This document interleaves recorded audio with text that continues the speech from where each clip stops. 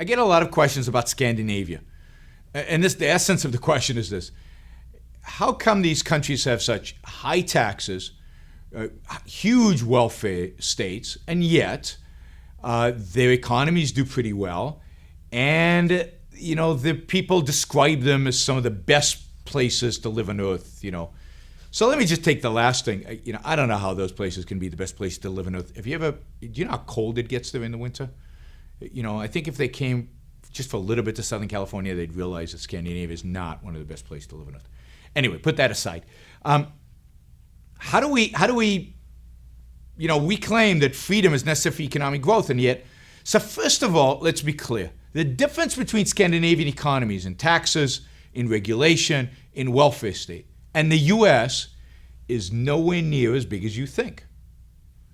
The United States is very similar today in Scandinavia in terms of the amount of redistribution that happens, in terms of the level of taxation, and in terms of the level of regulation. One could argue even that America regulates far more than do these other countries. Take a country like Denmark. Denmark regulates its financial institutions less than America regulates its financial institutions. Okay? So it's not clear here that Scandinavian economies are dramatically less free than an American economy. Indeed, if you look at these surveys that they do, these rankings that they do of economic freedom, Denmark, for example, is listed as more economically free than the United States in at least the two major surveys here, in the Heritage Economic Freedom Index and in the Fraser Institute Economic Freedom Index. Denmark is ranked higher than the United States because they regulate less, significantly less. And the redistribution is not that much greater than in the United States. But it's also true that to the extent that they have high taxes, to the extent that they redistribute wealth, to those extents, these countries suffer. Their economies don't do that well. Take Sweden for an example. Now, Sweden's an interesting example. Before the 1960s, Sweden was one of the freest economies in the world. It had a thriving capitalist industrial base. It created massive amounts of wealth. It had a relatively free economy, low taxes, low regulations, and it boomed, and the amount of wealth created was astronomical, and Sweden became a real industrial powerhouse.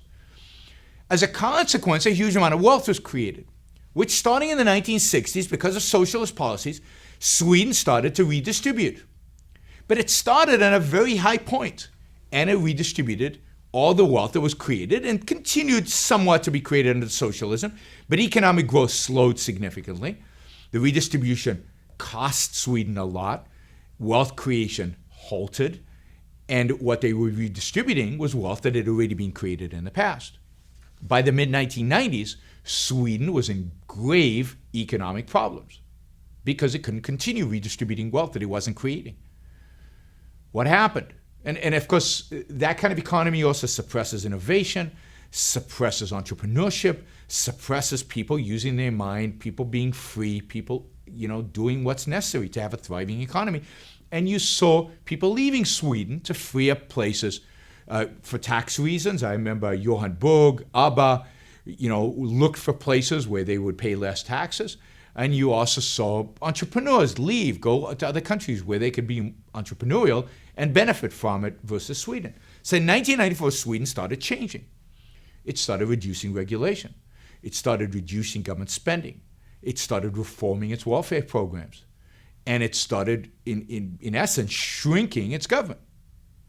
And it's been doing that for the last, 20 years, a little under 20 years.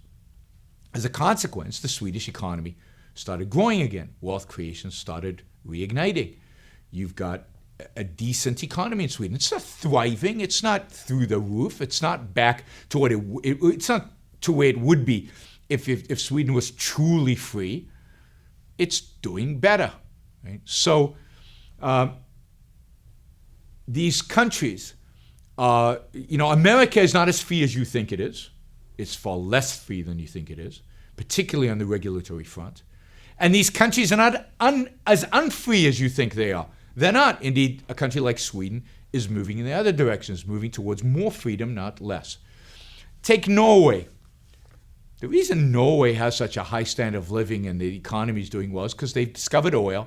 It's a small population. The government gets huge royalties on this static natural resources called oil, which they distributed to the citizens. Are Norwegians happy? I'm skeptical.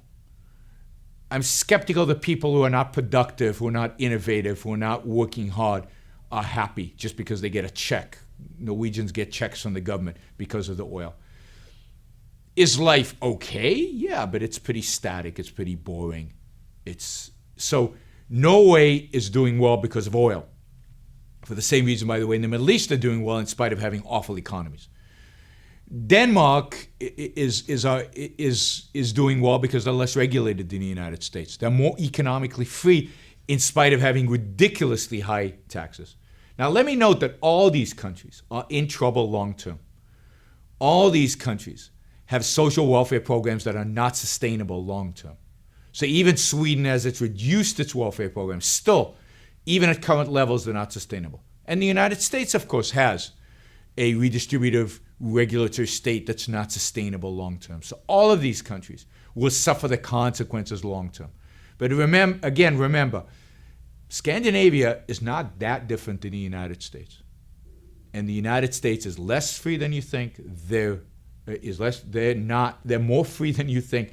And the world generally, Europe and the United States are coming together in this mediocre mixed economy place of very little economic growth, very little progress. And it's a scary place given the liabilities that those economies have taken on in the future. So there will be a day of reckoning for all these mixed economies. It's just a question of when.